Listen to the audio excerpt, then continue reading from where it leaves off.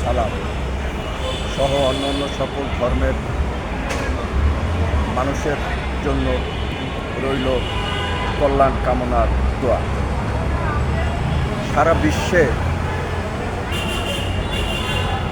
একটা যুদ্ধ দাঙ্গা ফাসাদ ভাব, এর বাহিরে নেই আমাদের বাংলাদেশ। সারা বিশ্বে কেউ ন্যায়সঙ্গতভাবে, কেউ অন্যায় অযৌক্তিকভাবে যুদ্ধ করে শুধুমাত্র ব্যক্তিগত প্রভাব এবং নিজ দেশের প্রভাব বিস্তার লাভের উদ্দেশ্যে। আমি মনে করি এই যুদ্ধক্ষেত্র পরিবর্তন করে যদি মানুষ নিজ নিজ নীতি, আদর্শ, দায়িত্ব, কর্তব্য, বিবেক বিবেচনার আলোকে বিচার করেন, তাহলে বোধহয় কোনো যুদ্ধক্ষেত্রের সৃষ্টি হবে না। আর কত সুন্দর শিশু গুলির আঘাতে মারা যায়, বোমার আঘাতে মারা যায়, কেউ আবার ইচ্ছাকৃতভাবে হত্যা করে। কি পৈশাচিক কর্মকাণ্ড! এগুলি কি মানুষের শোভা পায়? মহান আল্লাহ পাক সৃষ্টি করেছেন মানুষকে মানুষের সেবা করার উদ্দেশ্যে, মানুষের ভালো মন্দ নিয়ে চিন্তা ভাবনা করার উদ্দেশ্যে।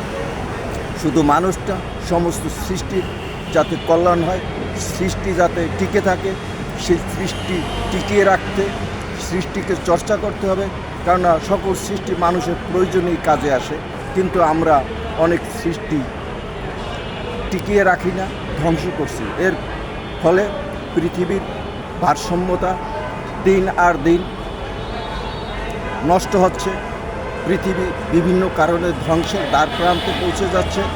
এর থেকে প্রতিকার পেতে হলে আমাদের মানসিকতাকে উন্নত করতে হবে। মানুষ হিসাবে মানুষের দুঃখ, কষ্ট, জ্বালা, যন্ত্রণা, ব্যথা বুঝতে হবে। আমার যেরকম চাহিদা আছে, আরেকজনের মানুষের চাহিদা বুঝতে হবে।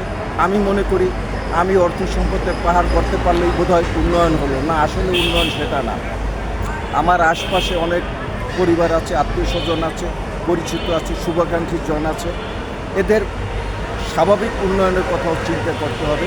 আমার ব্যক্তি উন্নয়ন বা কোনো দলের উন্নয়ন, কোনো সরকারের সাথে যারা সংশ্লিষ্ট তাদের উন্নয়নের অর্থ উন্নয়ন না। দেশের সাধারণ মানুষের স্বাভাবিক উন্নয়ন যদি না থাকে, তাহলে তাকে উন্নয়ন বলা যাবে না। আমি বলবো সারা বিশ্ব সহ আমাদের দেশের যে সরকার আছে তাদেরকে অবশ্যই বলবো যে দেশের সাধারণ মানুষ রয়েছে, নিজ নিজ দেশের সাধারণ মানুষের প্রতি নজরদান করুন। তাহলে মানুষের দায়িত্ব কর্তব্য পালন করা হবে এবং মানুষের কল্যাণ সাধন হবে। এবং মানুষ হিসেবে প্রতিটি মানুষের বেঁচে থাকার অধিকার আছে, সেই অধিকারের প্রতি গুরুত্ব দিতে হবে। এবং মহান আল্লাহ পাক যে একজন আছে, তার বিচার আছে, সেই বিচারের প্রতি ভয় রেখে কাজ করতে হবে। তাহলে কাজের গতি বৃদ্ধি পাবে এবং সুনামের পর বৃদ্ধি পাবে।